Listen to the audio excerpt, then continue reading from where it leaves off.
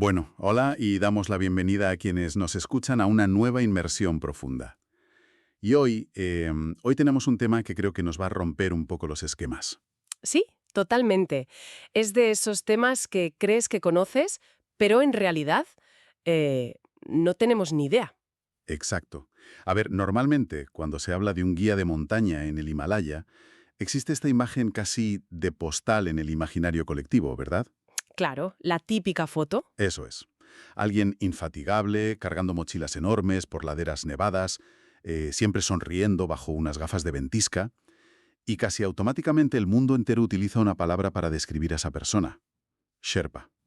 Sí. Se ha convertido a todos los efectos en un título, o sea, en una descripción de un trabajo. Y el problema con esa simplificación es que ha desdibujado por completo casi 1000 años de historia.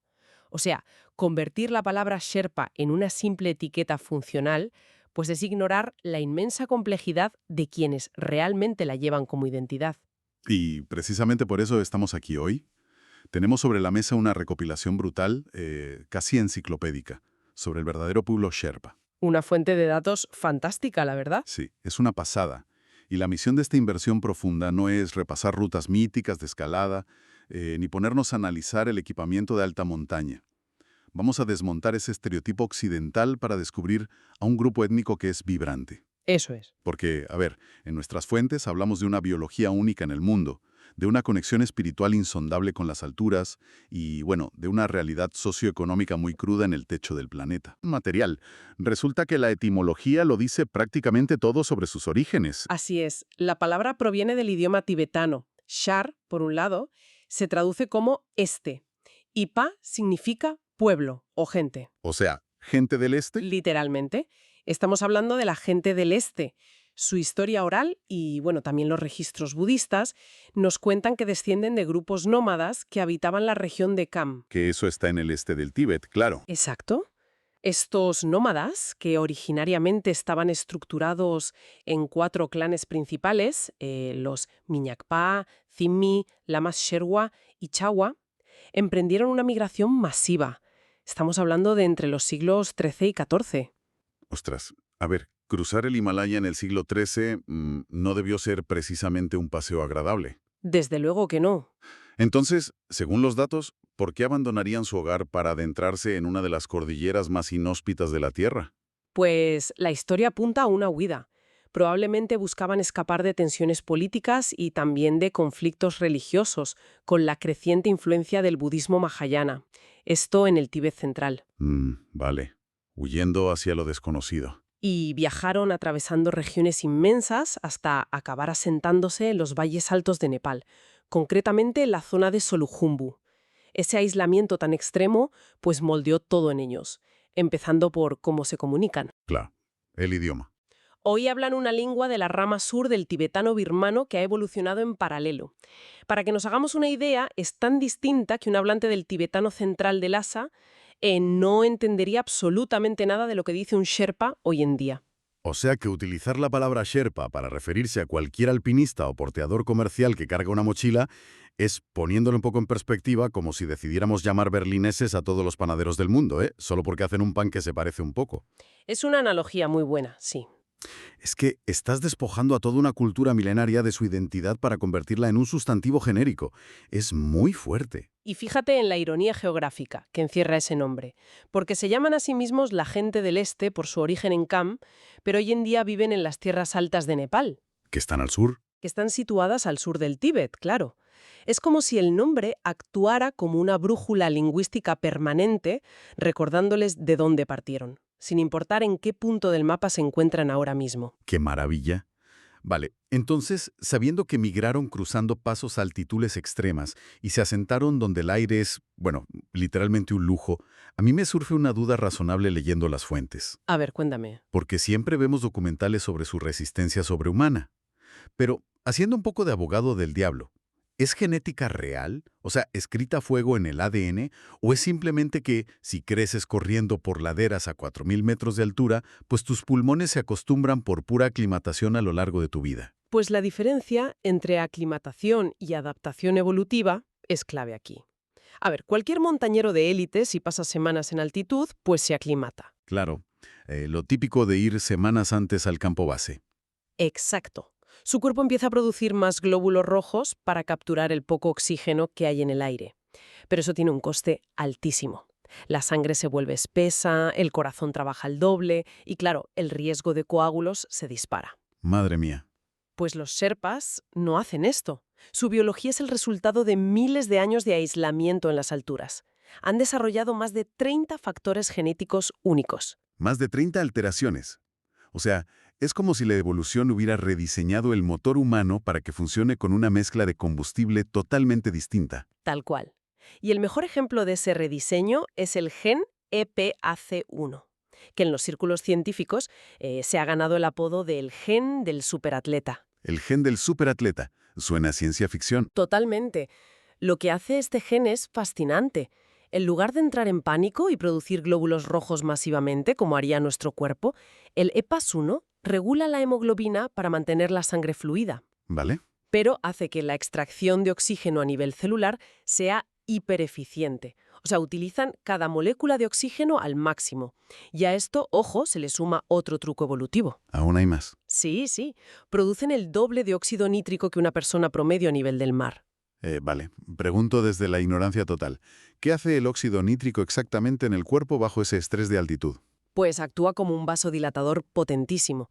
O sea, expande los vasos sanguíneos, asegurando que, aunque el oxígeno sea escaso, el flujo de sangre hacia los pulmones y los músculos sea constante y muy abundante. Y sin forzar el corazón. Exactamente, sin forzar el sistema cardiovascular. Hay un detalle en las fuentes sobre todo este código genético que me resulta muy curioso, porque siempre se ha dado por hecho su origen tibetano, tal y como decíamos antes. Pero hubo un momento en que la comunidad científica tuvo un debate bastante intenso sobre de dónde venían exactamente esos genes. ¿Verdad? Uy, sí. En 2014, el mundo académico se topó con un obstáculo inesperado.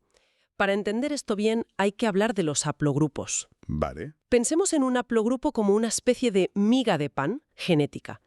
Un sello en el ADN que nos permite rastrear exactamente por dónde caminaron nuestros ancestros miles de años atrás. Vale, entiendo. Como un mapa en la sangre. Eso es.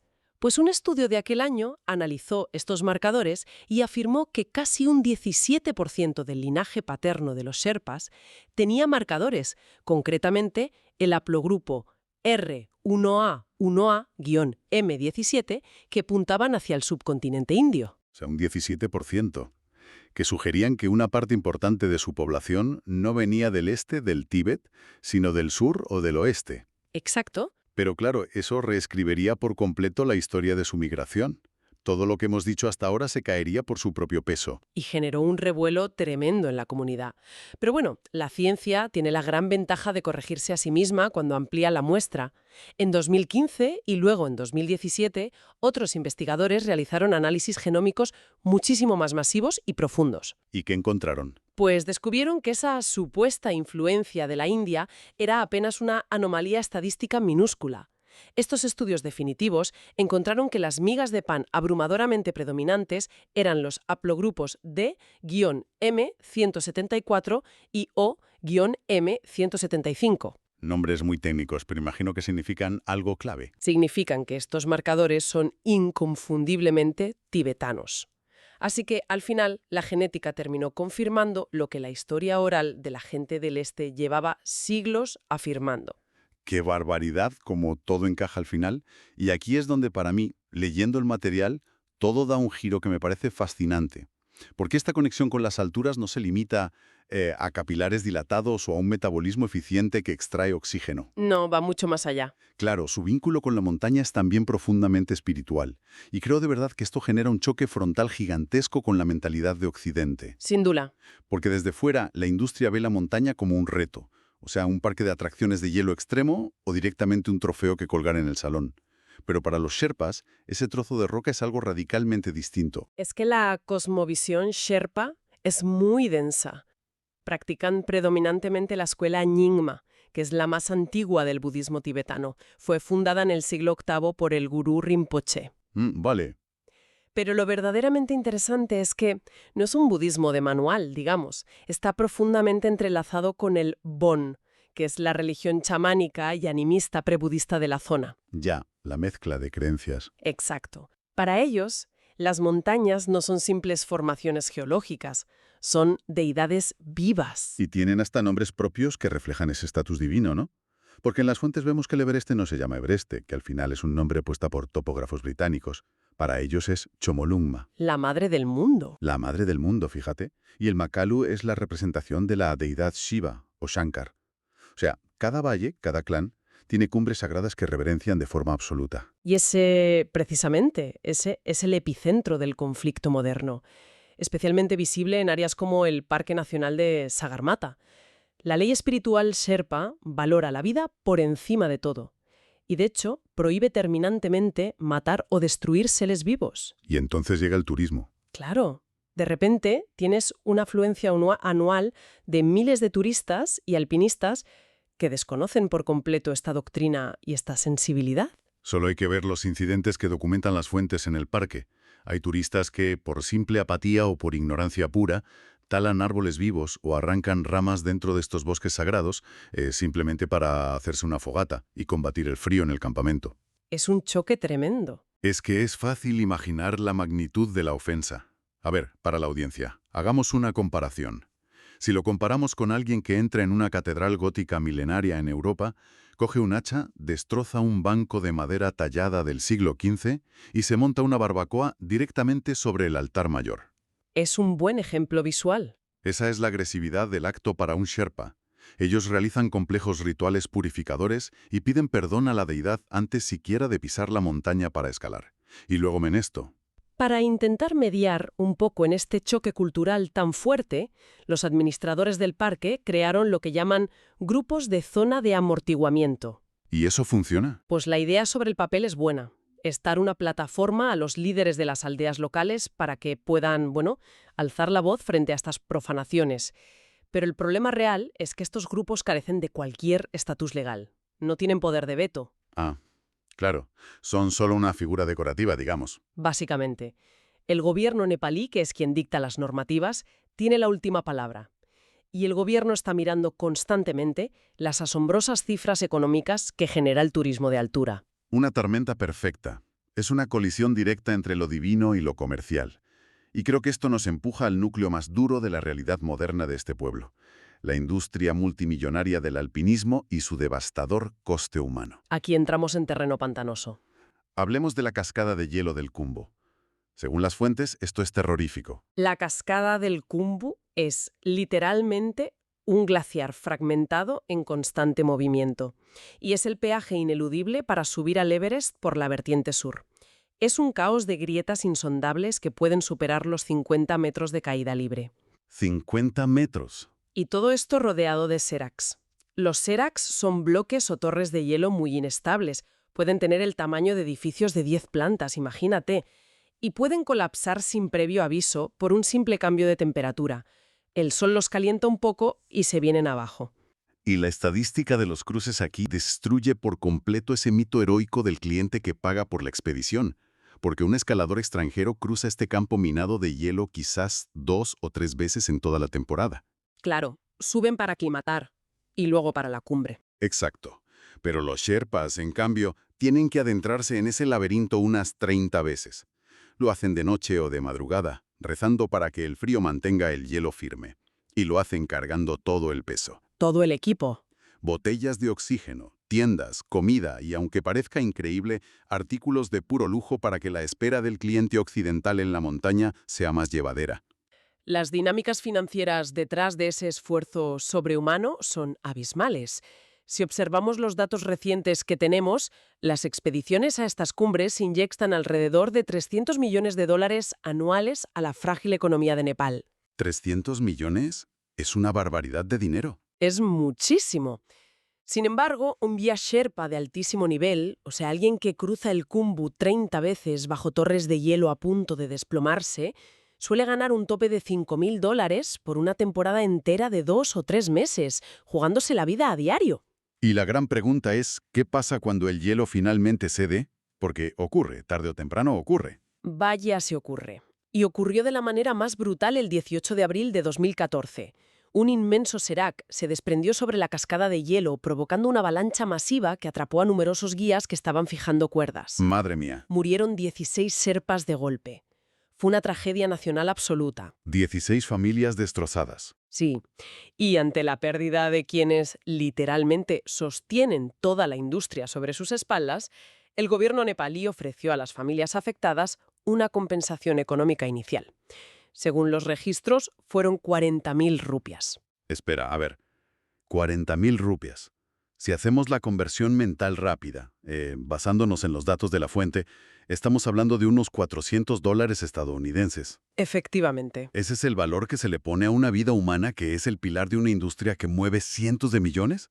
Es muy fuerte. Esa misma indignación, lógicamente, estalló en las aldeas.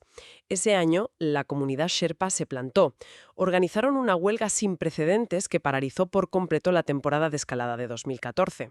¿Normal? Presentaron un pliego de demandas al gobierno exigiendo mejores seguros de vida, fondos de ayuda para las viudas de los fallecidos y un porcentaje mayor de los ingresos por los permisos de escalada. Se negaron en rotundo a seguir trabajando esa temporada. ¿Y las fuentes recogen cómo lo justificaron? Sí, declararon de forma muy solemne que la ruta se había convertido en un cementerio y que su religión, de la que hablábamos antes, y su respeto les impedía caminar literalmente por encima de los cuerpos congelados de sus amigos y hermanos. Y por otro lado, claro, como muestra el material de manera muy objetiva, mientras esto ocurría, se documentaron conversaciones de clientes internacionales en el campo base, que ajenos al luto de la comunidad local, debatían airadamente si debían forzar la continuación de la expedición porque, bueno, habían pagado decenas de miles de dólares por estar allí. Esta es una situación de tensión máxima. Es un contraste que hiela la sangre, la verdad. Y la montaña no da tregua, ¿eh? Porque las fuentes también documentan que justo al año siguiente, en 2015, un terremoto provocó otra avalancha brutal que dejó 22 muertos en el campo base. Así es. Cuando miras los datos fríos, y esto es un dato demoledor, un tercio de todas las muertes históricas registradas en el Everest son de Sherpas. Un tercio. Porque esa es la infraestructura invisible del alpinismo moderno. A ver, se celebran, y con muchísima razón, las proezas físicas extraordinarias, récords imponentes como el de Kami Rita o Lakpa Sherpa, que han coronado la cima decenas de veces. Son auténticas hazañas humanas que hay que aplaudir. Claro, el mérito esportivo es innegable. Pero el sistema subyacente depende de que una comunidad entera asuma riesgos letales de manera rutinaria para satisfacer la demanda de las economías más ricas del mundo. Y frente a esta trituradora constante, o sea, de peligro de muerte, de presión económica asfixiante, de este choque constante con culturas extranjeras, a mí la pregunta obvia que me asalta es ¿cómo no se fractura esta sociedad? Es el gran misterio, ¿verdad? Sí, o sea, ¿cómo logran mantener su identidad unida cuando bajan de la montaña y vuelven a sus valles en Solukhumbu? Pues la respuesta, según los estudios antropológicos, reside en una cohesión social férrea, que está tejida en el día a día. Se ve muy claramente en algo tan básico como construir una casa. En la construcción. Sí, cuando un hijo Sherpa se casa, no hay un banco local que le conceda un préstamo hipotecario a 30 años. Es la aldea entera la que acude al rescate. Los vecinos aportan comida, traen cerveja, donan materiales y sobre todo su propia mano de obra para levantar los muros de piedra. Y por lo que detallan los textos de las fuentes, no es solo poner piedras una sobre otra hasta tener un tejado. Es un proceso cargado de espiritualidad en cada fase. Totalmente. Porque la casa Sherpa no es solo un refugio contra el viento helado del Himalaya. Tiene que ser un espacio simbiótico, ¿no? La planta baja, por ejemplo, se reserva para los animales, que proporcionan calor hacia arriba. Un diseño muy inteligente. Sí. Luego el nivel principal es para los humanos, con esos techos a dos aguas para expulsar el humo de las cocinas tradicionales. Y unas letrinas de compostaje que están preparadas para cuando el suelo exterior está tan congelado que es imposible salir. Exacto. Y luego las casas más afortunadas tienen una habitación santuario inmaculada dedicada exclusivamente a las deidades locales. Es alucinante. Esa adaptabilidad al entorno también se veía en su ropa tradicional. Tenemos el chuba para los hombres, que es una túnica de lana gruesa muy característica, que forma una especie de bolsillo gigante en el pecho llamado namdok. Ah, el namdok. Sí, sirve para guardar cosas o incluso calentarse las manos. Y por otro lado, los vestidos tongkok de las mujeres, que van siempre adornados con un delantal a rayas muy colorido llamado pangden. Aunque las fuentes señalan que esto se está perdiendo un poco, ¿no? Bueno, sí, hoy en día es evidente que la globalización está sustituyendo rápidamente esa lana tradicional por ropa occidental sintética y abrigos de plumas comerciales. Ya, es ley de vida, supongo. Sin embargo, hay una institución social, y esto es interesantísimo, que la globalización no ha podido reemplazar de ninguna manera: el arte del Yangtze. El Yangtze. Tenía muchísimas ganas de llegar a esto. Porque cuando lo lees, el Yangtze suena a, bueno, una simple fiesta de pueblo para pasarlo bien. Pero en realidad es un evento altísimamente estructurado. Muy, muy estructurado. O sea, los hijos del anfitrión van casa por casa convocando a los invitados de forma oficial. Y cuando llegan, no se sientan donde quieren, ni mucho menos. El mapa de asientos es una radiografía exacta de la jerarquía social. Una puesta en escena total. Claro, los hombres con menos estatus se sientan junto a la puerta, donde hace más frío y hay más corrientes de aire. Los de mayor rango van al centro, cerquita del fuego, cómodos. Las mujeres se agrupan en el medio, pero con un poco menos de rigidez. Sí, es muy curioso cómo organizan el espacio. Luego el anfitrión, durante las primeras horas, solo sirve cerveza. Nada de comida al principio, cero. Solo alcohol para ir soltando el ambiente antes de que empiece el canto y el baile. Y ese, precisamente, es el verdadero objetivo del Yangtze. Es que no es pura filantropía ni ganas de divertirse porque sí. Es pura ingeniería social comunitaria. Ingeniería social, me encanta el término. Es que lo es. El anfitrión gasta un porcentaje enorme de sus excedentes, de su riqueza, en comida y bebida para agasajar a sus vecinos. Pero el propósito encubierto es generar una deuda de gratitud, ganarse el favor del pueblo. Para cobrarlo más adelante. Exactamente, porque saben perfectamente que en un clima tan extremo y despiadado como el del Himalaya, llegarán tiempos donde hará falta mano de obra urgente, ya sea para cosechar antes de que caiga una nevada imprevista o para reconstruir un tejado destrozado por el viento. Claro, es que si lo pensamos, los inviernos allí deben ser brutales. Si no cooperas, es que simplemente no sobrevives. Es brillante. A ver, para que quienes nos escuchan lo visualicen, es la versión sofisticada y de vital importancia de cuando invitas a tus amigos a unas pizzas y unas cervezas en casa. Sí, la típica trampa. Claro, a sabiendas de que al día siguiente les vas a pedir que te ayuden a subir una lavadora por las escaleras en una mudanza. Exacto. Es, digamos, una manipulación benigna institucionalizada por completo, para garantizar que cuando la vida se ponga muy cuesta arriba, la comunidad responda como un solo bloque sólido. Es un ejemplo perfecto. La reciprocidad y la hospitalidad en las aldeas de Solucumbo no son simples normas de etiqueta o buenos modales para quedar bien, son literalmente un mecanismo de supervivencia colectiva pulido durante siglos de aislamiento. Madre mía, el viaje que hemos hecho hoy creo que cambia por completo la perspectiva sobre este tema. Si hay algo que quienes nos escuchan deberían llevarse de esta inmersión profunda que hemos hecho en el material, es que la palabra Sherpa no es una entrada más en un catálogo de turismo de aventura. Desde luego que no. Es un pueblo milenario. Hablamos de gente con raíces profundas en el Tíbet, con un código genético que ha sido tallado a cincel por la falta de oxígeno durante milenios. Son los guardianes espirituales de deidades de roca y hielo. Así es. Y mantienen viva una comunidad inquebrantable, a pesar de ser muchas veces la fuerza de trabajo prescindible para una industria turística gigantesca de la que el gobierno extrae millones. Entender todo esto creo que es el mínimo exigible para respetar una cultura mucho más allá de la típica foto de rigor en la cima del Everest. Pues sí. Y tras analizar toda esta complejidad estructural que nos ofrecen las fuentes, a mí me surge una reflexión final mirando hacia el futuro.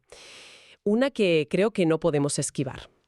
A ver, cuéntanos. Hemos diseccionado cómo la fisiología Sherpa, su economía, que está ligadísima al alpinismo comercial, y su propia religión, que venera a estas montañas, dependen intrínsecamente de la presencia del hielo perenne. Claro, todo orbita alrededor de eso. Todo su ecosistema, tanto el físico como el espiritual, depende del hielo. Entonces, la gran pregunta que queda flotando en el aire para que la audiencia la medite es: ¿qué le ocurrirá a la esencia y a la identidad misma de este pueblo milenario cuando el implacable calentamiento global derrita de forma ya definitiva los glaciares sagrados de Chomolungma? Ostras, es una imagen poderosísima y la verdad bastante desoladora para dejar suspendida en la mente. Creo que da para pensar un buen rato. Da mucho que pensar, sí. Pues con esa reflexión cerramos nuestra inmersión profunda de hoy. Esperamos de verdad que este viaje por las fuentes les anime a seguir cuestionando lo que dan por sentado y, como siempre, a buscar la historia completa detrás de las etiquetas. Nos encontramos en la próxima.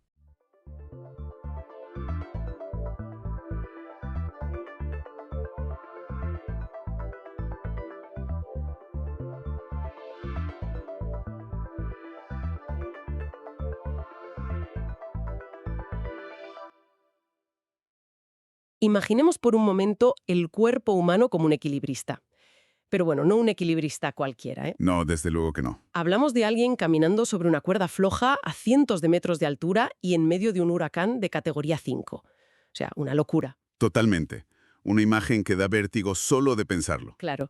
Es que desde el suelo, si alguien mira hacia arriba, la silueta parece estar completamente en calma, caminando con una serenidad pasmosa. Ujú. Esa es la ilusión, claro. Eso es. Pero bajo la superficie de esa ilusión de quietud, cada músculo está temblando, cada tendón se reajusta milimétricamente y el cerebro está calculando la resistencia del viento milisegundo a milisegundo. Es un trabajo frenético, agotador y todo, absolutamente todo, está diseñado para que desde fuera parezca que no pasa absolutamente nada. Es una analogía visual perfecta, la verdad.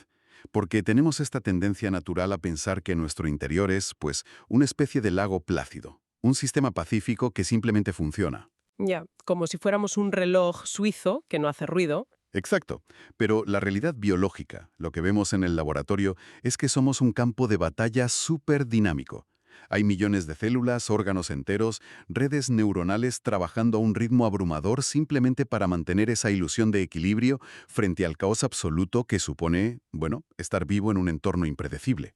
Y precisamente de ese milagro silencioso trata nuestro análisis a fondo de hoy, porque la verdad, yo estoy fascinada con lo que hemos encontrado. Es que da para muchísimo. Para entender cómo funciona todo esto, nos hemos sumergido en una montaña de documentación, concretamente de los artículos y fuentes documentales sobre la homeostasis en Wikipedia, abarcando desde cosas súper técnicas de biología celular hasta teorías climáticas. Sí, sí, porque la idea no es quedarnos en una simple lección de anatomía, ¿eh? Para nada. El objetivo de este análisis es ver cómo este principio biológico rige cosas cotidianas, desde la fiebre que te da cuando pillas un virus en invierno hasta la forma en que tomamos las curvas conduciendo en coche. Ujú. La psicología del riesgo. Exacto. Llegando incluso a una teoría alucinante que plantea que el propio planeta Tierra es una especie de organismo vivo que se autorregula. Pero a ver, para llegar a ese nivel planetario y entender la magnitud del tema, primero hay que mirar la maquinaria más básica, el origen de todo esto. Claro, vamos a desgranar esto desde el principio, empezando por la palabra en sí. Pues mira, la palabra homeostasis nos da una pista un poco engañosa, la verdad. Viene del griego homoeos, que significa similar, y estasis, que es mantenerse quieto. Mantenerse quieto, ya. Que es justo lo contrario de lo que acabamos de decir del equilibrista, claro. Eso es. Históricamente, este concepto lo empezó a describir un fisiólogo francés, Claude Bernard, allá por 1849. Él hablaba del medio interno. Luego, Walter Bradford Cannon acuñó ya el término oficial en 1926. Vale, o sea que llevamos casi 100 años usando esta palabra oficialmente. Ajá. Pero fíjate en un detalle histórico brutal de 1932. Otro fisiólogo, Joseph Barcroft, planteó algo que cambia la perspectiva. Dijo que toda esta inmensa red de sistemas que tenemos existe con un único propósito primordial. Y ese propósito es servir al cerebro. Espera, espera. ¿Me estás diciendo que el resto del cuerpo, el corazón, los pulmones, los huesos, todo eso son simplemente sirvientes para que la materia gris esté tranquila? Básicamente sí. Es que el cerebro es increíblemente exigente y muy frágil. Ostras. Si la temperatura o la acidez de la sangre varían un poquito más de la cuenta, las neuronas dejan de funcionar. Así que todo el cuerpo trabaja a destajo para darle el entorno más estable y aburrido posible, para que pueda pensar y desarrollar funciones superiores. ¡Qué pasada! O sea, somos un soporte vital andante para nuestro cerebro. Exactamente. Y lo hace mediante un mecanismo universal, que tiene tres piezas clave. Primero necesitas un receptor, un sensor que mida cómo están las cosas. Por ejemplo, termorreceptores en la piel. Vale, los sensores que dicen hace frío o hace calor. Eso es. Segundo, tienes un centro de control, normalmente metido en el cerebro, que es el que sabe cuáles son los límites aceptables. Y tercero, un efector. el que hace el trabajo sucio. Claro, el músculo o la glándula que ejecuta la acción para corregir el problema. Todo esto funciona mediante lo que llamamos retroalimentación negativa. A ver, para que quienes nos escuchan lo visualicen bien. Esto es como la domótica de una casa inteligente, ¿no? Tal cual. Tienes el termostato en la pared midiendo los grados. Ese es el receptor. Si hace un calor insoportable, el termostato, que también hace de centro de control, manda la orden al aire acondicionado. Que sería el efector en este caso. Exacto, el efector empieza a expulsar aire frío y cuando la temperatura baja al nivel que le has marcado, el termostato corta la señal. Retroalimentación negativa. Un ejemplo de libro. Pero a ver, aquí hay algo que a mí no me encaja con esa idea de mantenerse quieto. Si el cuerpo busca no cambiar nunca y mantener esa temperatura ideal, ¿por qué narices la temperatura corporal nos sube y nos baja de madrugada? Ya, claro. O peor aún, ¿por qué de repente pillamos un virus y nos da una fiebre de 39 grados? Porque eso francamente suena a pérdida de control, no equilibrio. Bueno, esa es una confusión súper común. Pero lo fascinante aquí es que el sistema no está roto. Es que el famoso punto de ajuste, ese termostato interno de la pared, es dinámico. No está soldado a 37 grados para siempre. Ah, vale. O sea que el cuerpo lo cambia a propósito. Claro. Si pensamos en los ritmos circadianos, el propio cuerpo decide que el equilibrio óptimo varía según la hora del día. Por la tarde, pues puedes estar a 37,5 tranquilamente. Y no pasa nada. No pasa nada. Y de madrugada, mientras duermes, el centro de control baja el termostato a 36,5 para conservar energía. Vale, eso lo entiendo. Es como poner la casa en modo ahorro de energía por la noche. Pero ¿qué pasa con la fiebre, entonces? Porque cuando tienes fiebre, te mueres de frío. Estás temblando debajo de 3 mantas nórdicas. Pues ese es el ejemplo perfecto de una homeostasis estratégica. Mira, cuando entra un virus, tu sistema inmunológico libera unas sustancias.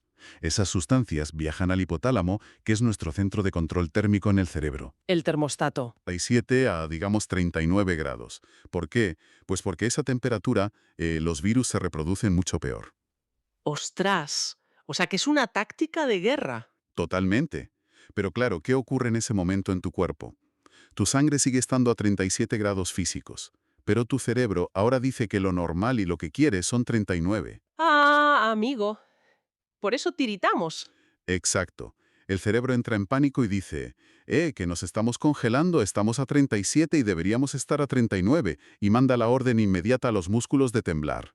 Para generar calor por fricción, básicamente. Eso es. Tiemblas para alcanzar esa nueva normalidad de 39. Así que en realidad no has perdido el equilibrio, simplemente has cambiado las reglas del juego temporalmente para freír al virus. Es que es una pasada pensar que esos escalofríos horribles son en realidad el cuerpo intentando alcanzar un objetivo que él mismo se ha autoimpuesto. Es un mecanismo brillante. Pero claro, aquí es donde se pone realmente interesante la cosa, porque esto me lleva a pensar en los peligros reales del exterior, cuando el problema no es un virus invasor, sino, no sé, salir a la calle a 10 grados bajo cero. Ahí la biología tiene que ponerse dura. Revisando los datos sobre la termorregulación en las fuentes, ves que el cuerpo hace cosas extremísimas, como la vasoconstricción, que es básicamente cortar el riego sanguíneo a las manos y los pies para que la sangre caliente se quede en el tronco protegiendo los órganos vitales. Sí, sacrificando las extremidades por el bien común. Y la mecánica detrás de eso es pura ingeniería térmica, ¿eh? Utiliza un sistema que se llama intercambio a contracorriente. A ver, explícanos eso del contracorriente de forma sencilla para que lo visualicemos. ¿Cómo funciona? Pues imagina dos tuberías de agua pegadas la una a la otra a lo largo de tu brazo. Por una tubería, que es la arteria, baja sangre súper caliente directamente desde el corazón hacia los dedos de la mano. ¿Vale? Y por la otra tubería, que es una vena profunda que va justo pegadita, sube la sangre fría de vuelta desde los dedos helados hacia el núcleo del cuerpo. Ah, ¿y cómo están pegadas? Claro, como se tocan físicamente todo el camino, el calor de la arteria se transfiere directamente a la vena. De esta forma, la sangre que vuelve al corazón ya se ha precalentado por el camino, y la sangre que finalmente llega a los dedos llega mucho más fría. O sea, evitamos que el calor valioso del núcleo se pierda disipándose por la superficie de las manos. Exactamente. Es un truco de retención de calor maravillosa. Es brillante, sí. Pero fíjate que leyendo toda esta complejidad biológica de tuberías e intercambios de calor, hay un concepto que me deja un poco a cuadros. A ver, ¿cuál? Se llama alostasis o termorregulación conductual. Resulta que antes de activar todo este circuito complejísimo que gasta tantísima energía, el primer mecanismo de defensa del cuerpo es, sencillamente, mandarte una señal consciente a la cabeza que dice, oye, tengo frío, ponte un jersey. Sí, sí, tal cual. Me parece súper irónico. Después de millones de años de evolución y de redes neuronales perfectas, nuestra mejor defensa biológica sigue siendo buscar un trozo de lana y ponérnoslo por encima. Si conectamos esto con el panorama general, tiene todo el sentido evolutivo del mundo, porque la fisiología tiene unos límites muy duros y sobre todo es energéticamente carísima. Ya, temblar cansa muchísimo. Cansa una barbaridad, consume unas calorías brutales. Además, por mucha vasoconstricción y por mucho contracorriente que hagas, si estás a 20 grados bajo cero, desnudo en la nieve, la biología va a perder la batalla sí o sí en cuestión de minutos. Te congelas y punto. Exacto. Por eso, el comportamiento, la acción consciente de buscar refugio, encender un fuego o abrigarse, tiene prioridad absoluta. Es un atajo inmensamente más barato en calorías y más efectivo. La biología interna es solo la red de seguridad de último recurso cuando no encuentras una cueva cerca. Claro, el último cartucho. Y hablando de redes de seguridad vitales, la gestión del oxígeno me parece de las cosas más sorprendentes del documento. Hoy sí, el tema de la altitud. Porque uno pensaría automáticamente, por pura lógica, que los pulmones son los grandes jefes que controlan la respiración y el oxígeno, ¿no? Sería lo lógico. Al fin y al cabo son los que respiran. Pues no. Resulta que son los riñones. Los riñones son los que toman las decisiones realmente importantes sobre la falta crónica de oxígeno. Y tiene su lógica mecánica si miras la anatomía del cuerpo. A ver, los riñones son pequeños, pero reciben en torno al 20% de todo el flujo sanguíneo que bombea el corazón en cada latido. Ostras, el 20% es una barbaridad para un órgano tan pequeño. Es muchísimo. Por eso son la estación de peaje perfecta para analizar la calidad de la sangre. Si los riñones detectan que hay poco oxígeno circulando, no le dicen a los pulmones «respira más rápido» o de forma permanente.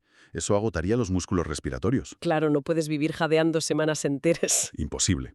Lo que hacen los riñones es segregar una hormona llamada eritropoyetina, la conocidísima EPO. Hombre, la EPO, la misma que usan algunos ciclistas para hacer trampa en el Tour, claro.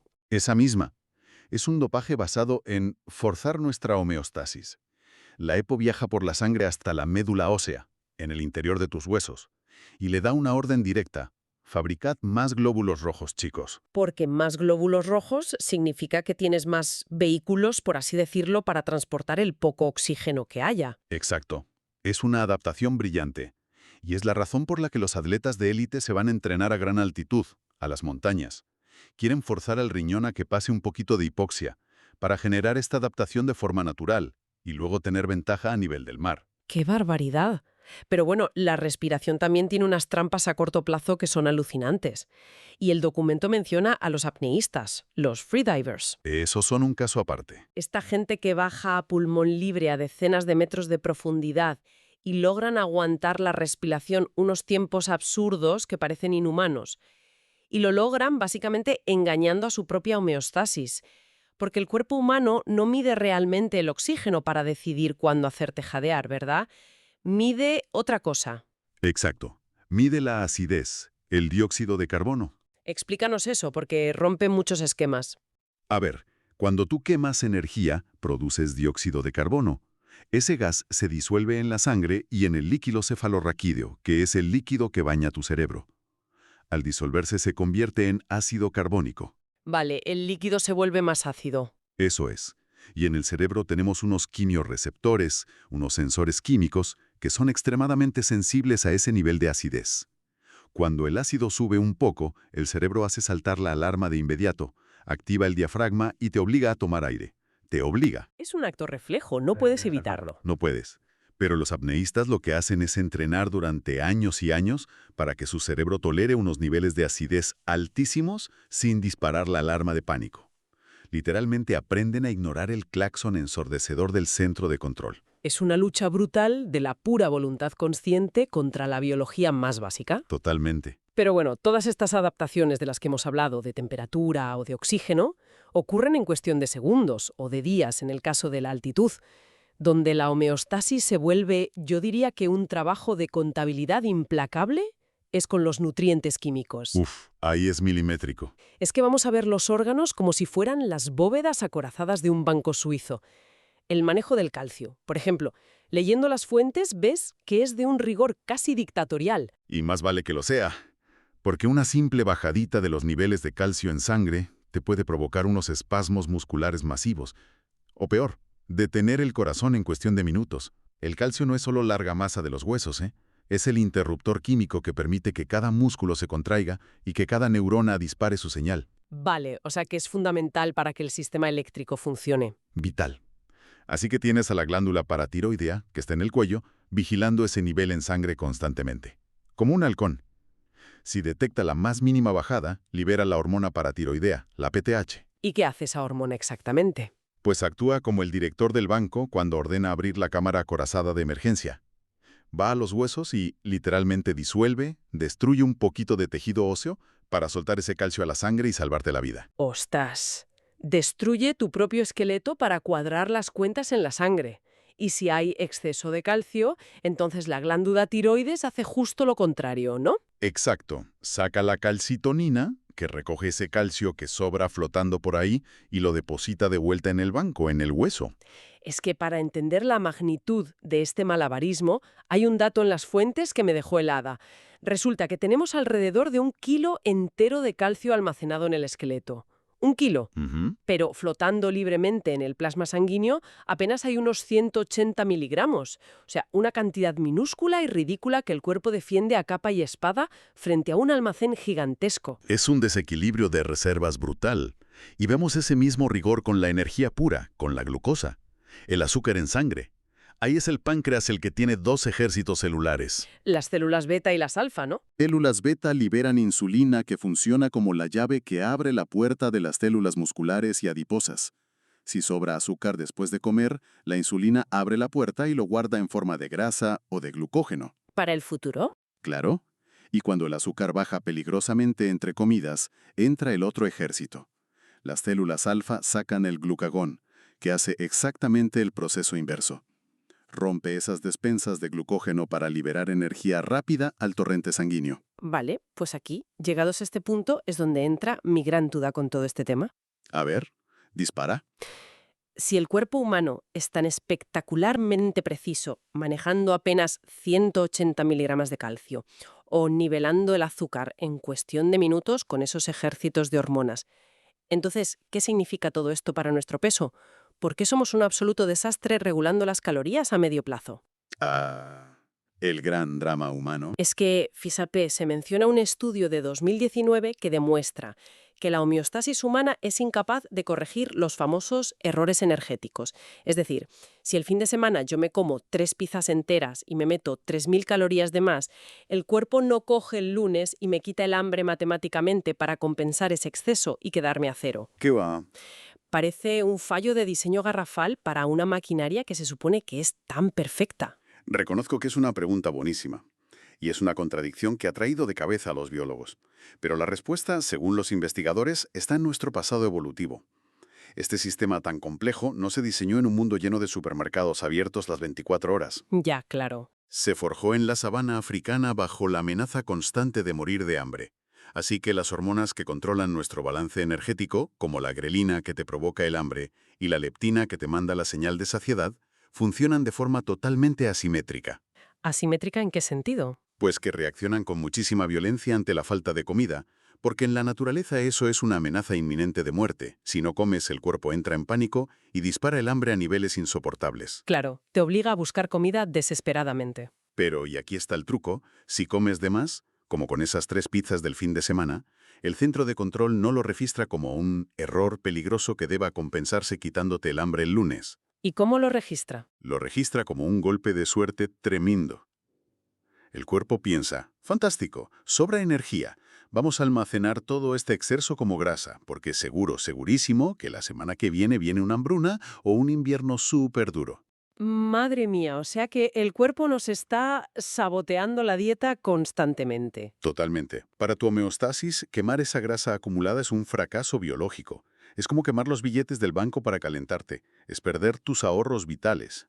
Así que no te va a ayudar a perder peso de forma natural. Prioriza sobrevivir hoy sobre tener un peso sano mañana. ¡Qué barbaridad!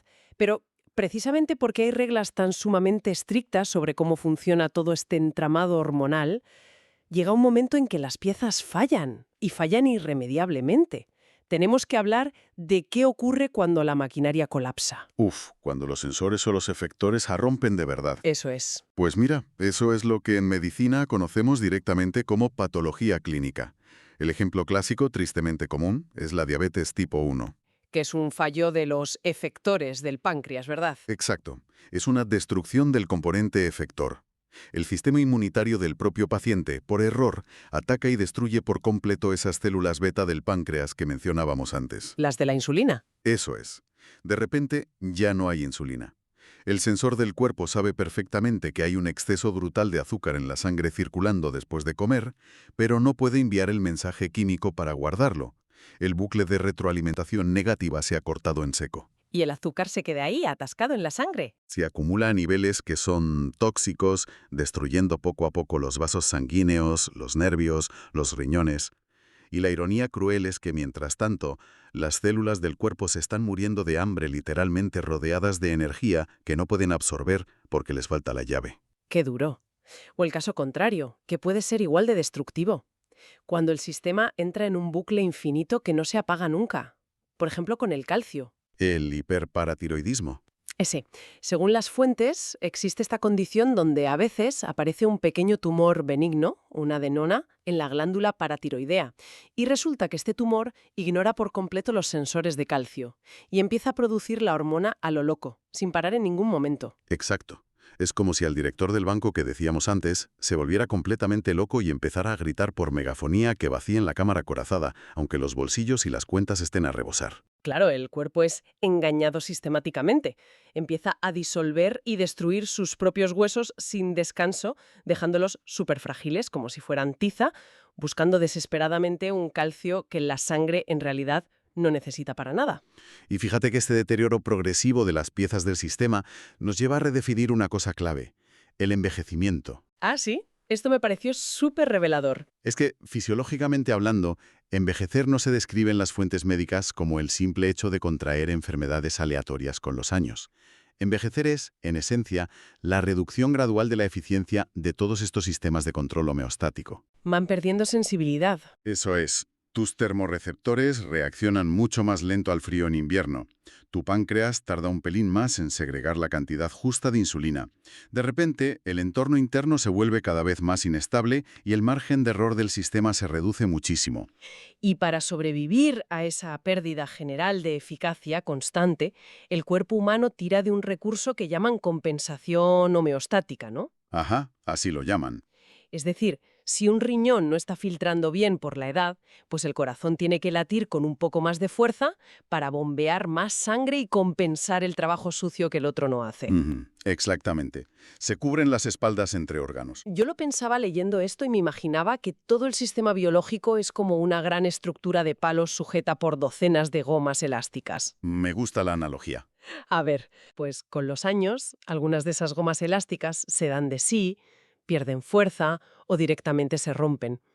Y claro, para que toda la estructura no se venga abajo, el cuerpo coge y tensa al máximo las gomas que todavía quedan sanas. Y tú, viéndolo desde fuera, el equilibrista se ve estupendamente. El paciente sigue haciendo su vida normal, va a comprar el pan, pasea. Sí, no aparenta estar enfermo. Pero claro, un buen día de enero, la persona atrapa un virus respiratorio estacional cualquiera, un factor menor. Y ese virus aplica, digamos, un solo milímetro de tensión adicional a la estructura. Y ¡pam! Esa goma vieja que estaba súper sobretensada se parte de golpe. Y todo el sistema colapsa de la noche a la mañana. Es que es una analogía impecable, porque esto ilustra una tragedia médica muy común en geriatría. Esto es lo que explica perfectamente lo que los médicos llaman un fallo en cascada. Claro, por eso vemos casos de gente mayor donde una cosa lleva a la otra tan rápido. Totalmente. Explica por qué una simple y rutinaria infección de orina en un anciano puede provocar repentinamente un fallo cardíaco, un fallo renal severo o un episodio de delirio mental agudo en cuestión de horas. ¡Qué barbaridad! La reserva homeostática estaba ya totalmente agotada. Todo el mundo, incluida la familia, pensaba que el paciente estaba sano porque la compensación lo enmascaraba muy bien. Pero el sistema estaba operando literalmente al 1% de su margen. Y cuando la ilusión de la quietud desaparece, pues lo hace de golpe. Es aterrador pensar lo frágiles que pueden llegar a ser estas dinámicas bajo la superficie cuando envejecemos. Sí, da mucho respeto. Pero, ¿sabes qué es lo más curioso de todo esto? Que aun sabiendo cómo funciona y lo frágil que es, los seres humanos hemos decidido copiar exactamente este mismo principio biológico para construir nuestro mundo artificial, empezando por nuestras máquinas y nuestra tecnología. Ah, sí, es que el concepto es demasiado útil como para no copiarlo. En 1788, James Watt, el pionero de la revolución industrial, diseñó un aparato llamado el regulador centrífugo para sus máquinas de vapor, y era un mecanismo puramente físico de retroalimentación negativa. Sí, con las bolas de metal. Exacto. Si la máquina giraba demasiado rápido y había peligro, unas bolas de metal se elevaban por la fuerza centrífuga y cerraban automáticamente la válvula de vapor para frenarla. Y si iba muy lenta, las bolas caían y abrían la válvula. Puro equilibrio mecánico. Y fíjate que hoy tenemos versiones modernas de eso mismo por todas partes. El control de crucero de los coches, por ejemplo. Claro. O los termostatos inteligentes de los que hablábamos.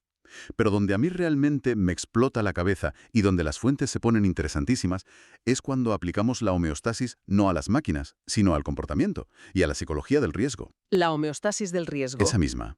Es un concepto apasionante de la psicología y la actuaria que trae de cabeza a los diseñadores de seguridad y a las aseguradoras. Cuéntanos de qué va la teoría, porque es muy chocante. La premisa básica es que los seres humanos tenemos una especie de punto de ajuste como el termostato, pero subconsciente, para el nivel de peligro con el que nos sentimos cómodos. No buscamos que el riesgo sea cero en nuestra vida diaria, buscamos un nivel de riesgo objetivo. Vale. Y aquí viene el problema. Si introducimos una tecnología que nos hace sentir mucho más seguros, inconscientemente cambiamos nuestro comportamiento y asumimos más peligros para volver a alcanzar ese nivel de riesgo inicial.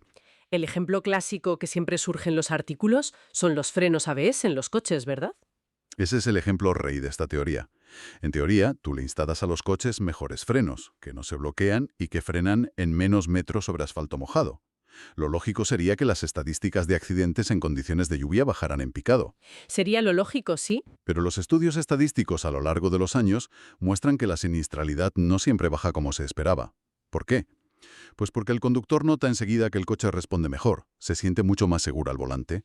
Así que en lugar de respirar tranquilo y conducir igual, inconscientemente decide compensar esa mejora. Y entonces conduce más rápido, ¿no? Conduce más rápido con lluvia, deja menos distancia de seguridad o frena mucho más tarde en las curvas porque siente que los límites del peligro se han ampliado. O sea, para que nos entendamos, es como si tú vas al circo, volviendo al equilibrista, A ver, y le pones al equilibrista una red de seguridad 10 veces más gruesa, súper resistente debajo de la cuerda. El tipo mira para abajo y no dice, ¡ay, qué bien, voy a caminar súper relajado y seguro! no, ¿qué va? Lo que hace es decidir que, oye, ahora es el momento ideal para intentar el triple salto mortal con los ojos vendados, porque total, hay red de sobra. Exactamente eso. Aumentamos nuestra propia peligrosidad comportamental para mantener constante esa sensación interna de que estamos asumiendo riesgos. Es muy fuerte cómo funciona nuestra cabeza. Y esto plantea un dilema importantísimo, un dilema real. Cuando pasamos de hablar del comportamiento de un solo conductor a mirar la escala de toda la humanidad y el planeta entero. ¡Ay, madre! Escala planetaria. Porque piénsalo, si la humanidad en su conjunto funciona bajo la homeostasis del riesgo, empujando constantemente los límites tecnológicos, asumiendo más riesgos industriales y ambientales porque nos sentimos súper protegidos por nuestro propio progreso, ¿hasta dónde podemos estirar la goma elástica sin que se rompa? Claro, el fallo en cascada, pero a nivel global. Y aquí es donde las fuentes enlazan directamente con una de las teorías más fascinantes de la ecología, la hipótesis de Gaia. La gran teoría de James Lovelock. Es monumental. Esta hipótesis, formulada en los años 70, propone que toda la biosfera, todo el planeta Tierra entero, no es solo una roca inerte con cosas vivas correteando por encima. No, plantea que actúa en conjunto como un superorganismo vivo, un organismo homeostático gigantesco. Que se autorregula, ¿no? Que regula su temperatura y la composición de su atmósfera para mantener las condiciones idóneas para que la vida siga existiendo. Y hay un ejemplo muy poético en los textos sobre cómo ocurre este mecanismo en la realidad, en el océano, con el fitoplancton. Sí, es un mecanismo de retroalimentación negativa a escala global precioso.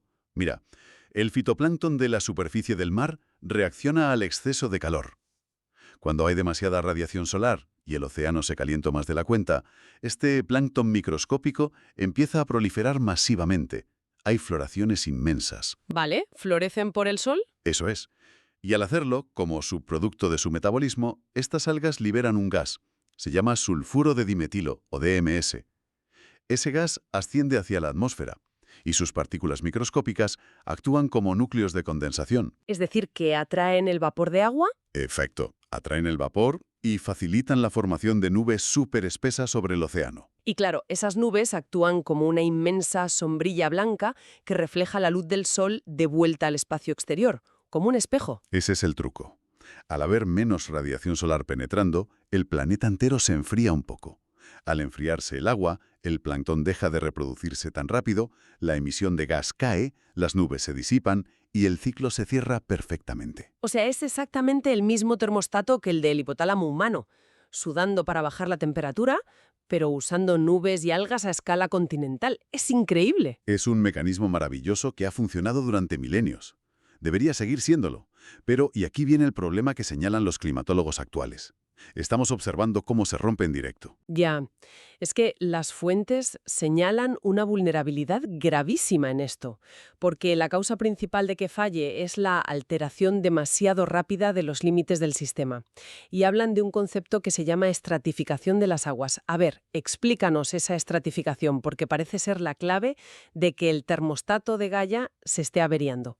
Pues es pura física térmica. El calentamiento global actual ha elevado tanto y tan rápido la temperatura de la superficie de los océanos que el agua se ha estratificado. Es decir, se ha separado en capas muy marcadas.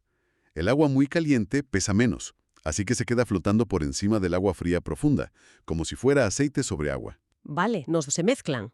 Ese es el drama. Cuando la diferencia de temperatura es extrema, las capas no se mezclan en absoluto. Entonces, esa capa de agua cálida de arriba ya no recibe las corrientes ascendentes de agua fría desde las profundidades del mar. Y esas corrientes profundas son las que traen los minerales y nutrientes esenciales que sirven de abono. Ah, claro. O sea que, como el agua caliente hace de tapón, la comida no sube. Exactamente. Como resultado directo, ese fitoplancton de la superficie, que se suponía que debía salvarnos creando nubes, literalmente se muere de hambre en masa. En las últimas décadas, los satélites han medido que la biomasa global de plancton ha caído drásticamente. Y el efecto dominó es evidente. Menos plancton significa menos gas sulfuro de dimetilo, lo que significa menos nubes reflectantes, lo cual lleva a... Más calentamiento todavía, un bucle de retroalimentación, pero esta vez positiva. y destructiva. El ciclo que enfriaba la Tierra de forma natural se ha atrofiado porque hemos empujado al sistema muy por fuera de su rango de compensación homeostática. Hemos roto la goma elástica.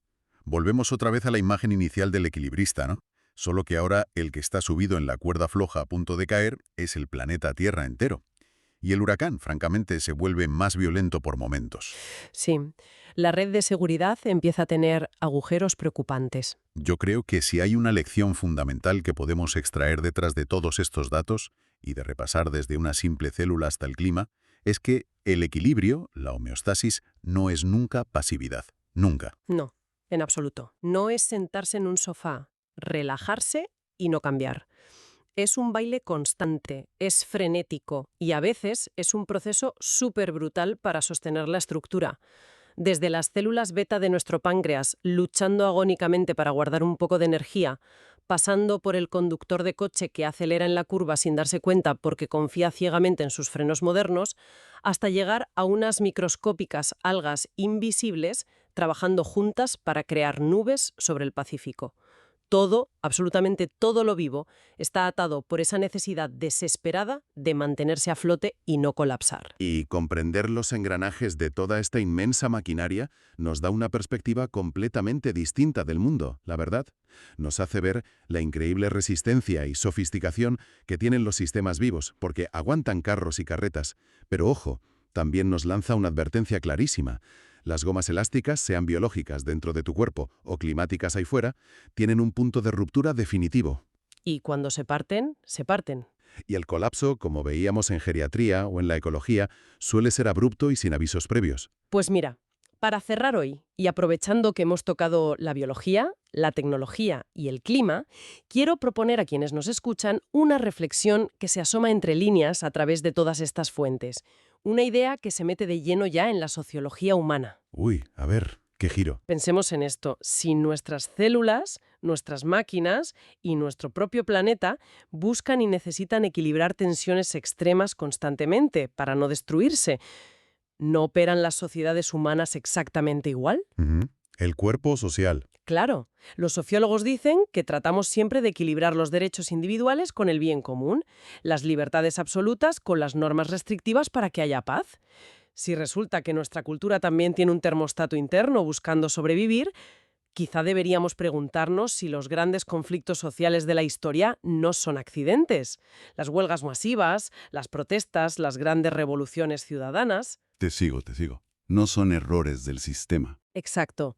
Y si son pura y duramente la fiebre de nuestra sociedad, un reseteo brusco, violento y puramente temporal de nuestro termostato cultural, que está diseñado específicamente por el cuerpo social para quemar y combatir una infección profunda de desigualdad o injusticia que amenazaba con matarnos a todos.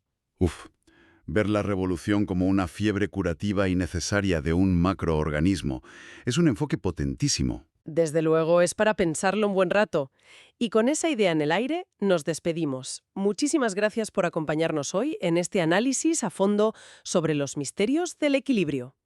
Esperamos que esa mente curiosa que tenéis siga siendo siempre vuestra mejor herramienta para buscar vuestro propio punto de ajuste. Hasta la próxima.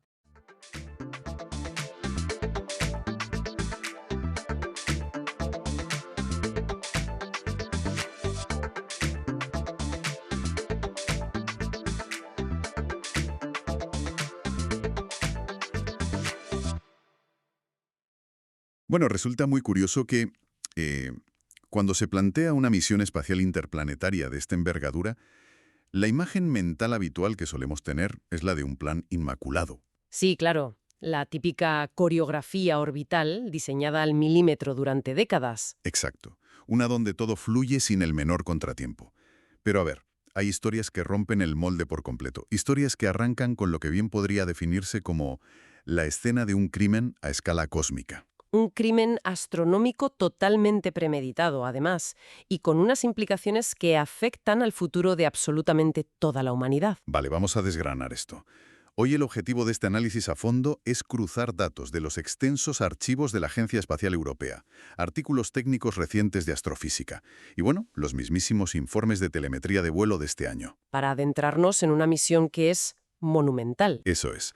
Nos encontramos a jueves 21 de mayo de 2026. Y ahora mismo, flotando en el más absoluto vacío del espacio profundo, viaja una sonda de la Agencia Espacial Europea, la ESA, llamada Hera. Que está a unos pocos meses de llegar. Justo. El próximo noviembre llegará a su destino final.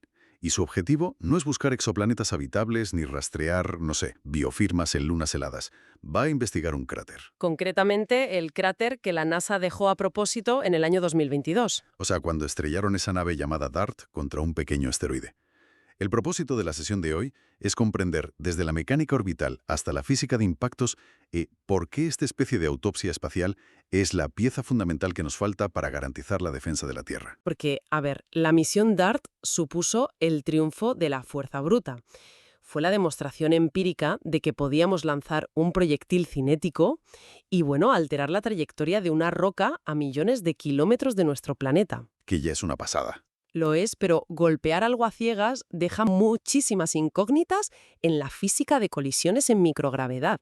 Por eso, Hera llega con todo un laboratorio forense a bordo, para cuantificar qué ocurrió realmente en esa transferencia de energía. Y aquí surge una discrepancia enorme al revisar los cronogramas institucionales de las agencias espaciales. Porque Hera no viajó junto a DART. No. Su llegada se produce 4 años después de la colisión. Y a nivel de ingeniería astrofísica, la idea inicial de la comunidad internacional no era separar los eventos por casi un lustro. Había un plan conjunto mucho más coordinado, ¿verdad? Totalmente. La concepción original se gestó alrededor del año 2013 bajo un proyecto que se llamaba AIDA. Se trataba de una colaboración transatlántica entre la NASA y la ESA con una arquitectura elegantísima.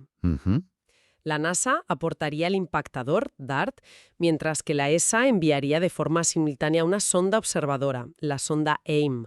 O sea, querían mantener a la sonda europea en primera fila. Exacto, en primera fila en el sistema binario Didymos, registrando la eyección de material y las perturbaciones orbitales en el instante exacto del impacto. Sin embargo, revisando los registros de la Agencia Espacial Europea, parece que a finales de 2016 toda esa simetría operativa se viene abajo por completo. Ya, es que los desarrollos espaciales siempre chocan con el límite de la viabilidad económica. Durante el Consejo Ministerial de la ESA en 2016, pues no se logró amarrar la financiación necesaria por parte de los Estados miembros para la fase de desarrollo de la sonda AIM. Vaya. Y el proyecto europeo tuvo que detenerse temporalmente. La NASA, por su parte, dijo que continuaba adelante en solitario. O sea que dejaron a la comunidad científica dependiendo en gran medida de los observatorios terrestres. De los terrestres y del Lysia Cube, que era un minúsculo satélite italiano que viajó adosado a DART. Este satélite sí logró separarse a tiempo, pero claro, al no tener propulsión para frenar y entrar en órbita, pasó a hipervelocidad y apenas tuvo una ventana de unos 100 segundos para fotografiar el impacto antes de perderse en el espacio. Madre mía, 100 segundos. A ver si lo entiendo. Para quienes nos escuchan, la situación es el equivalente a llegar tarde a una fiesta solo para tener que limpiar el desastre y tomar notas de lo que rompió un amigo tuyo. Literal. El responsable ya se ha largado, la lámpara de cristal está destrozada por todo el salón y tú tienes que averiguar la densidad de la bombilla original estudiando cómo se han esparcido los cristales en la alfombra, pero 4 años después. Es una analogía muy buena. Y lo fascinante de esto es que esa limitación forzó una evolución científica brillante por parte del consorcio europeo. Se argumentó con firmeza que depender únicamente de un evento de 100 segundos dejaba lagunas críticas. Claro, no veías los cambios a largo plazo. Exactamente, los cambios estructurales en el asteroide. Así que entre 2017 y 2019 la misión se replanteó desde cero. Se le asignó un presupuesto de casi 130 millones de euros bajo un consorcio liderado por la firma OHB y renació como Hera. ¡Qué maravilla! Y, paradójicamente, llegar 4 años tarde ofreció una ventaja analítica incalculable. Ah, sí. ¿Por qué? Porque la gigantesca nube de polvo y escombros del impacto ya se ha disipado en el espacio profundo, dejando la escena del crimen prístina para el análisis topográfico de alta resolución. Claro, tiene sentido. El polvo se asienta y la geometría de la roca queda expuesta sin interferencias ópticas. Ahora bien, leyendo la documentación técnica sobre cómo Hera logró salir de la Tierra, resulta que la odisea del lanzamiento compite en complejidad con el propio viaje interplanetario. Oh, el lanzamiento fue de locos. Sí, porque los informes de SpaceX de octubre de 2024 muestran un lanzamiento a bordo de un cohete Falcon 9, pero plagado de obstáculos logísticos y burocráticos. Tuvieron que tramitar exenciones federales de última hora.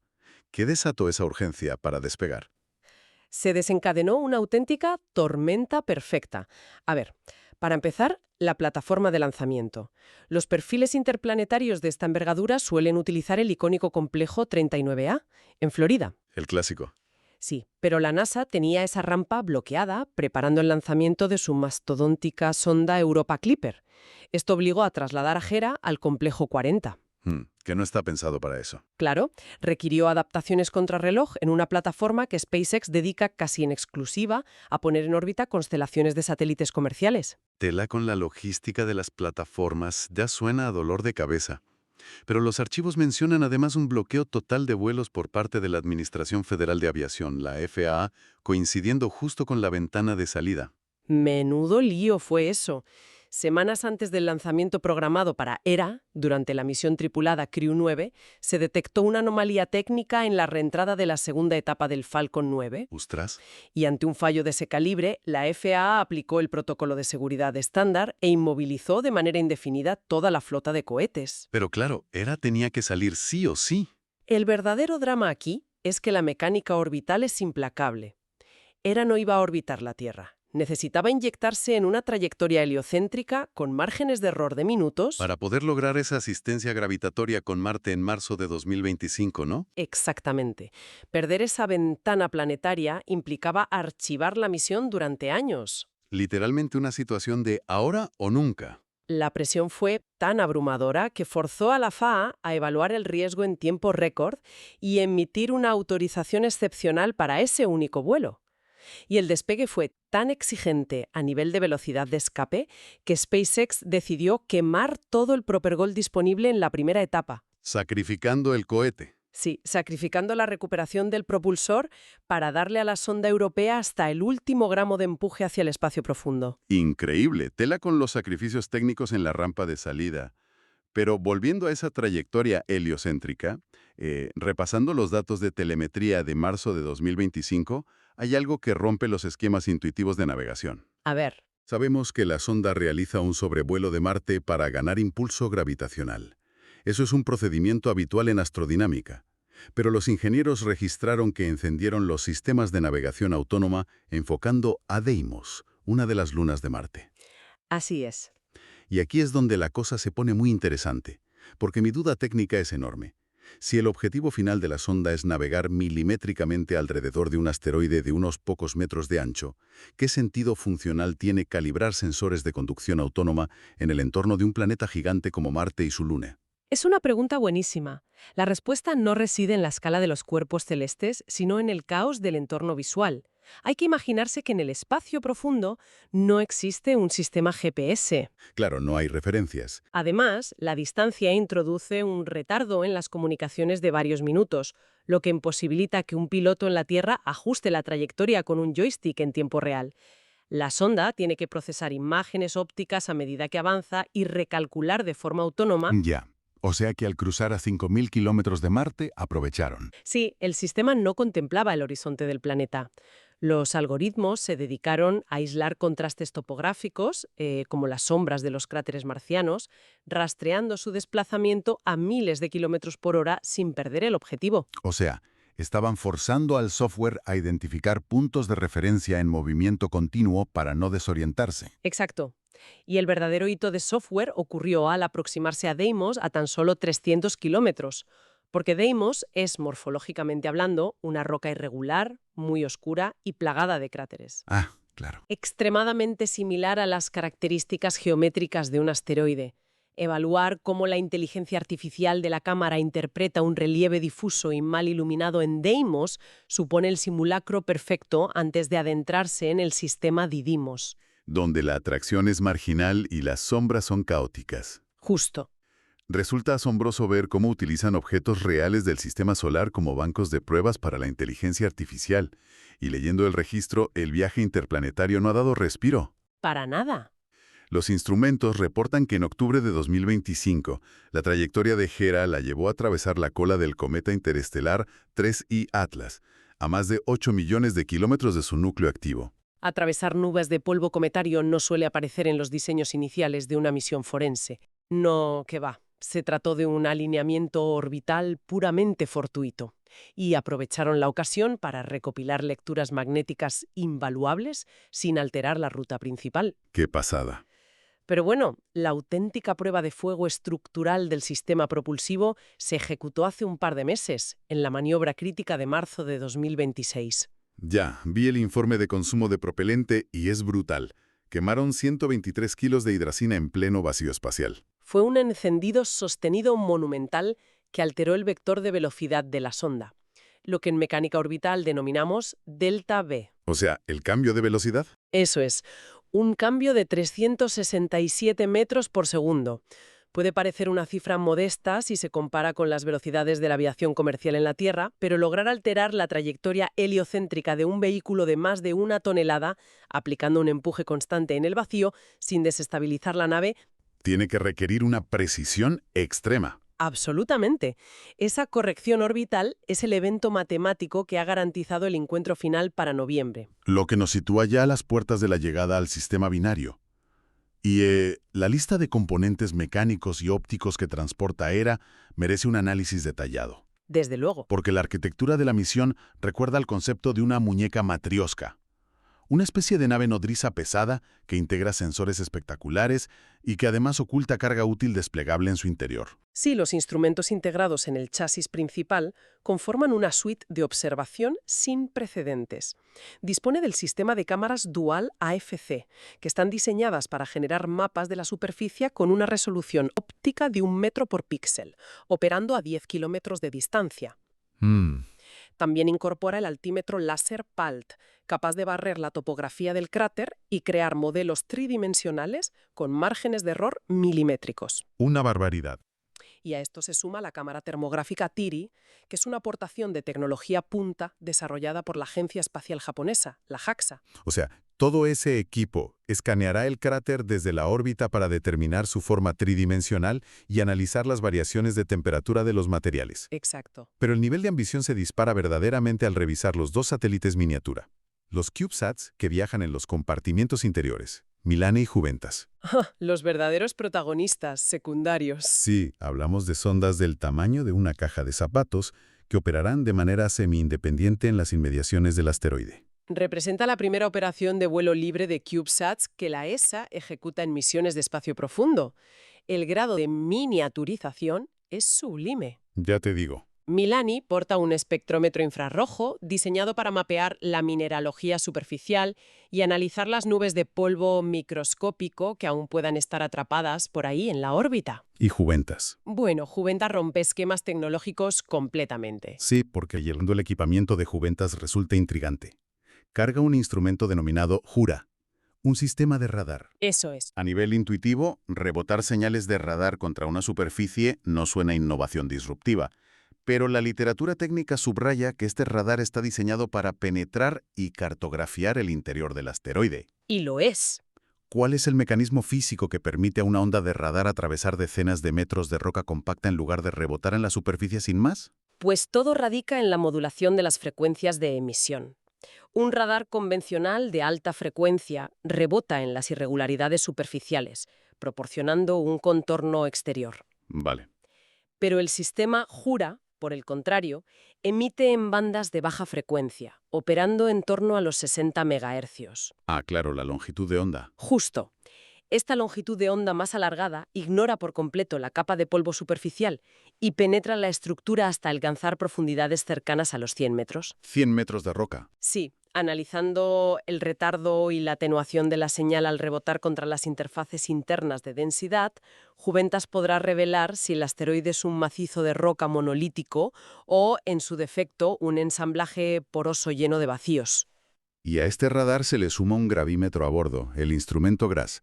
Porque si reflexionamos sobre la atracción gravitatoria generada por un objeto de poco más de 160 metros de diámetro como es Dimorphos, las lecturas tienen que registrar alteraciones absolutamente microscópicas. Muy, muy pequeñas. De hecho, los perfiles de la misión indican que ERA no trazará una órbita kepleriana tradicional alrededor del sistema, sino que realizará arcos hiperbólicos consecutivos debido a que la gravedad es ridículamente débil. Y si conectamos esto con la perspectiva general, es precisamente esa debilidad lo que convierte al instrumento GRS en un pilar del análisis.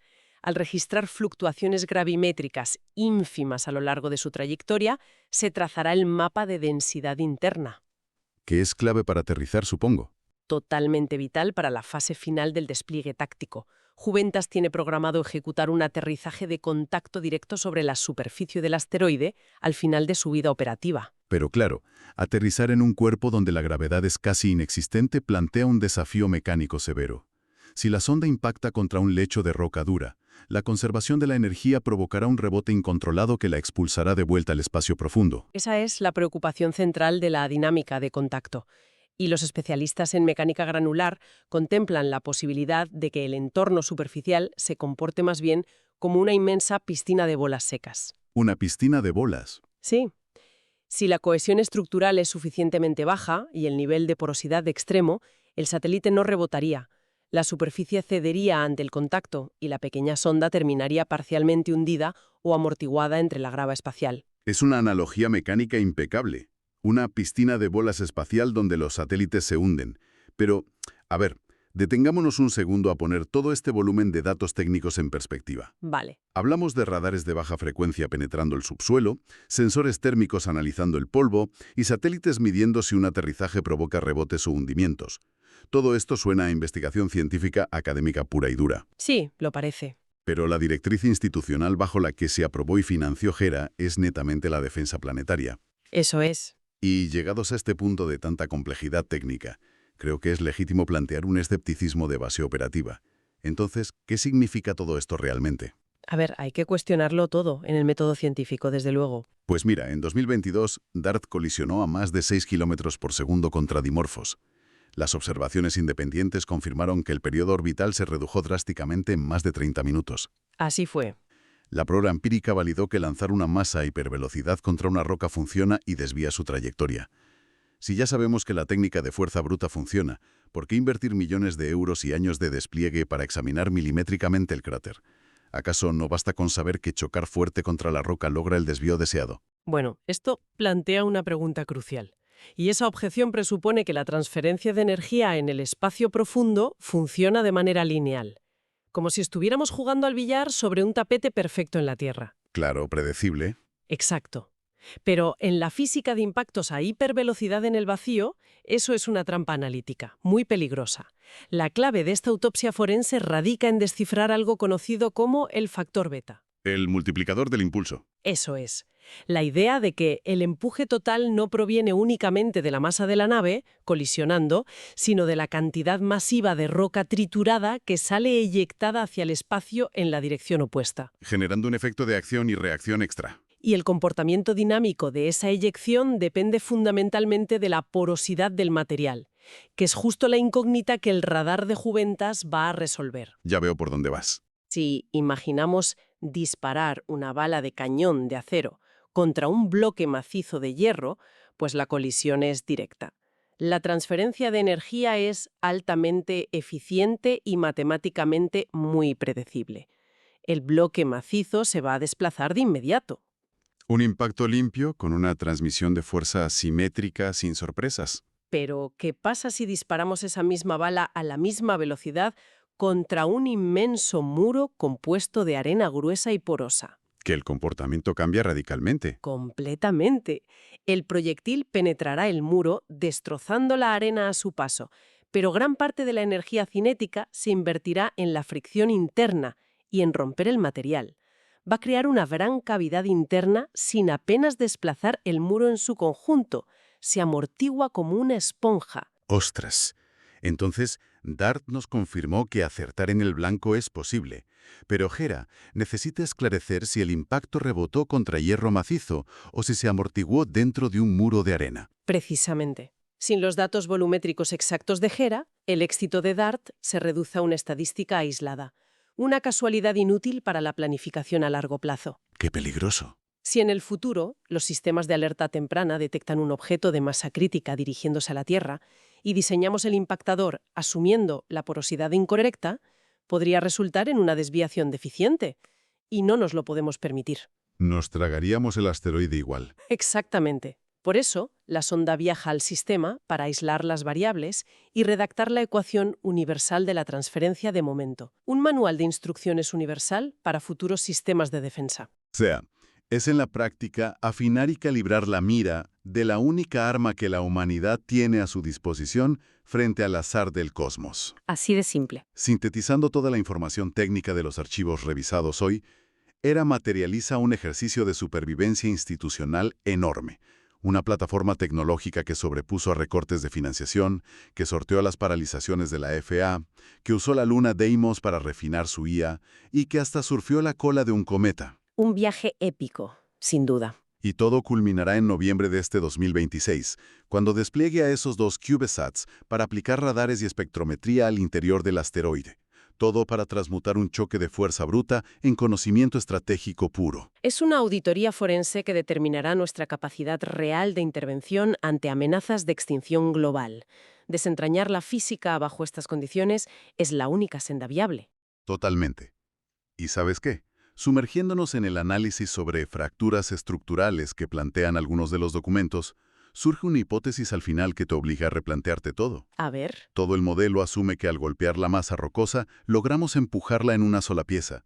Pero, ¿qué escenario afrontaríamos si Hera concluye que el impacto a hipervelocidad genera demasiado estrés para estos asteroides? ¿Te refieres a si se rompen? Sí. Si ante una amenaza confirmada lanzamos un proyectil pesado y la estructura del asteroide resulta ser tan frágil que, en lugar de desviarse íntegramente, el choque lo fractura por completo. Eso transformaría el problema de lidiar con un solo impacto localizado en la incalculable pesadilla táctica de afrontar cientos de rocas masivas precipitándose simultáneamente contra múltiples puntos del planeta. Riesgo que resquebraja esa certeza de que golpear más fuerte siempre es mejor. Justo. Quizá los modelos de esta misión acaben demostrando que la humanidad deba diseñar métodos de atracción gravitacional lenta o intervenciones mucho más quirúrgicas. Habrá que mantener la curiosidad alerta y prestar mucha atención a las noticias este próximo noviembre, cuando el análisis forense europeo encienda por fin las luces y nos desvele la auténtica naturaleza de aquello que amenaza con destruirnos.